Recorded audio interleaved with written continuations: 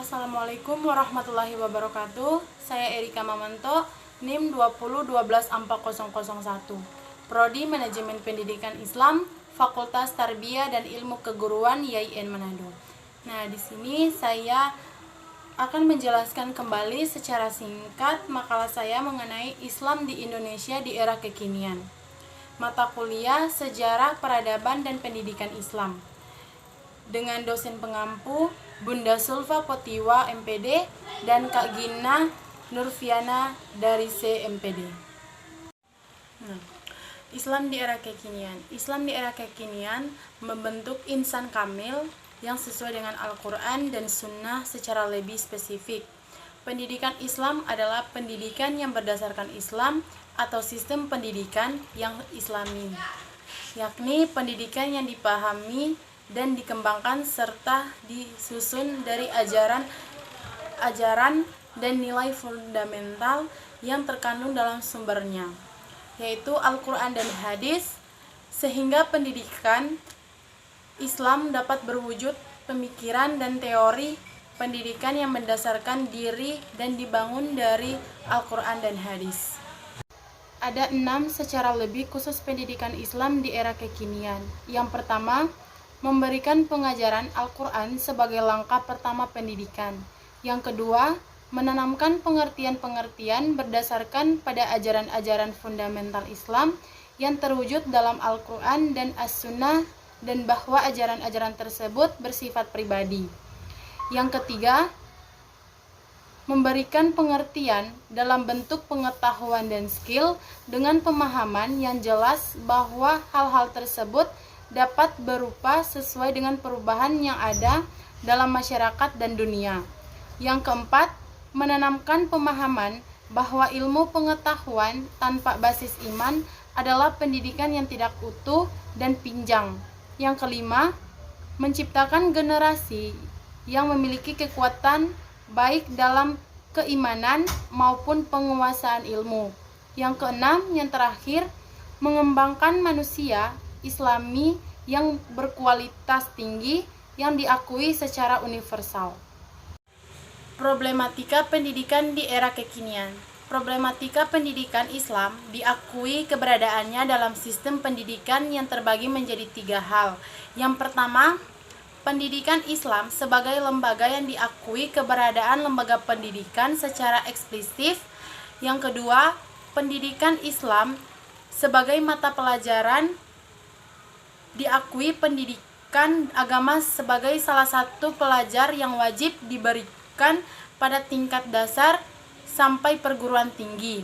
Yang ketiga, pendidikan Islam sebagai nilai, yakni ditemukannya nilai-nilai Islami dalam sistem pendidikan. Walaupun demikian, pendidikan Islam tidak luput dari problematika yang muncul di era global ini. Terdapat 2 faktor dalam problematika tersebut, yaitu faktor internal dan faktor eksternal. Faktor internal yaitu relasi kekuasaan dan orientasi pendidikan Islam yang bertujuan pendidikan pada dasarnya hanya satu, yaitu memanusiakan manusia atau mengangkat harkat dan martabat manusia atau humani, dignity, yaitu menjadikan khalifah di muka bumi dengan tugas dan tanggung jawabnya, memakmurkan kehidupan dan memelihara lingkungan dengan tujuan pendidikan yang selama ini diorientasikan memang sangat ideal, bahkan lantaran terlalu ideal.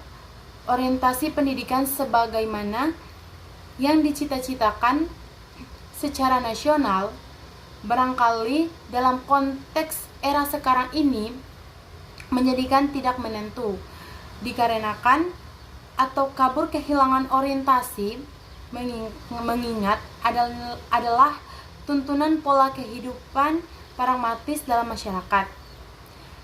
Hal ini patut untuk dikritis, bahwa globalisasi bukan semata mendatangkan efek positif.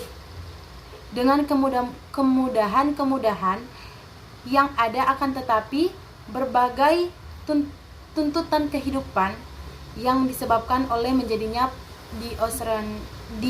disorientasi pendidikan. Yang kedua, faktor eksternal. Faktor eksternal yaitu masalah besar yang dihadapi dunia perpendidikan Islam adalah dalam beberapa aspek, yaitu antara ilmu agama dengan ilmu umum, antara wahyu dengan akal setara, antara wahyu dengan alam. Munculnya problem dikotom dengan segala perdebatannya telah berlangsung sejak lama. Boleh dibilang gejala ini mulai tampak pada masa-masa pertengahan, yaitu menurut Rahman, dalam melukiskan yang tak berhenti antara hukum dan teologi untuk mendapatkan julukan sebagai mahkota semua ilmu. Itulah penjelasan dari materi saya. Mohon maaf bila ada salah-salah kata. Wabillahi taufiq wal hidayah. Wassalamualaikum warahmatullahi wabarakatuh.